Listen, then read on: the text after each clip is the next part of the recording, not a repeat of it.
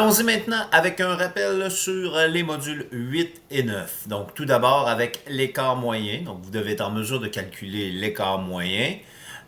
Donc, on prend la somme de chaque écart à la moyenne. Donc, je prends chaque donnée moins la moyenne que je place en valeur absolue. Donc, on se rappelle que quand je fais une valeur absolue, j'ai un nombre négatif, il devient positif. Si c'est un nombre positif, il demeure positif.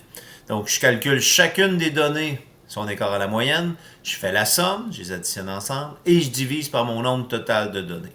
On vous a montré une technique pour organiser le fameux tableau pour calculer l'écart moyen lorsqu'on a plus de données ou lorsqu'on a une répétition de données. Donc, je place chacune de mes données une en dessous de l'autre, ma fréquence, donc combien de fois c'est répété. Je fais mes écarts à la moyenne pour chacune des données, je les multiplie par mon nombre de données. Et là, ça vient me donner justement un total ici, un total ici. Et là, je peux faire mon calcul de l'écart moyen. On a appris à calculer aussi le rang centile. Donc, je prends mon nombre de données inférieur à la donnée, plus mon nombre de données égal divisé par 2, divisé par nombre total de données. Je multiplie par 100. Et donc, j'arrondis pas tout de suite, seulement à la fin. Donc, et puis, j'arrondis toujours à l'entier supérieur. Il faut savoir que mon rang centile, le plus élevé, c'est 100%. Donc 100, ça veut dire que 100% des résultats sont inférieurs à moi. Et le pire, c'est le rang centile 1. Donc plus le rang centile s'approche de 100, plus la personne a une position avantageuse dans la distribution. On a aussi, donc dans le module 9, on a parlé de la corrélation. Donc, il faut être capable de reconnaître les coefficients de corrélation qui sont ici. Donc, les corrélations parfaites sont près de 1 ou de moins 1 et les corrélations les plus faibles sont plus près de 0. Donc, quand on veut classer par ordre croissant de lien, au niveau de la force du lien, on doit oublier les nombres positifs ou négatifs. On les classe en ordre croissant à ce moment-là. Donc, il y a ça. Ensuite, au niveau du nuage de points, on sait que la corrélation est positive lorsque la droite est orientée. Donc, le nuage de points est orienté de cette façon ici, là, donc de bas en haut comme c'est ici.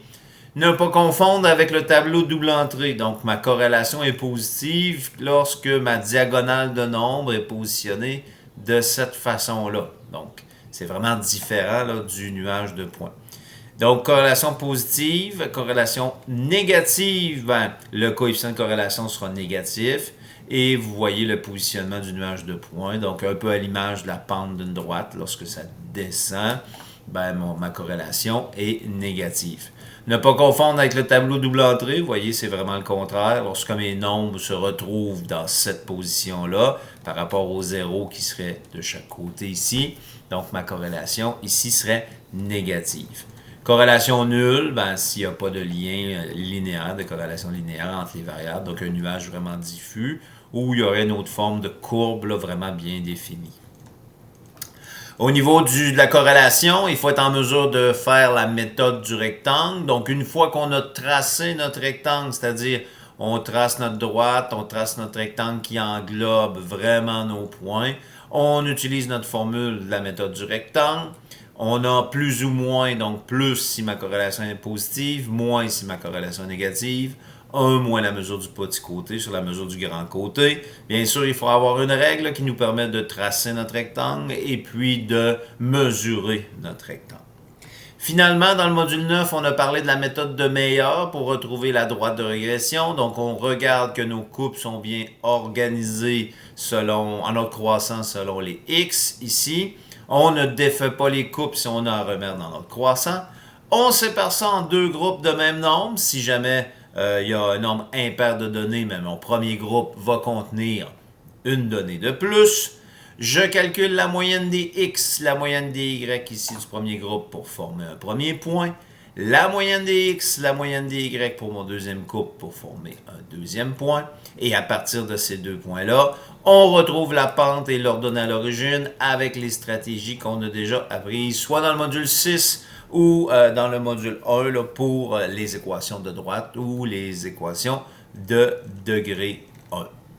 Donc, ça fait pas mal le tour du module 8 et module 9 avec les éléments clés à maîtriser.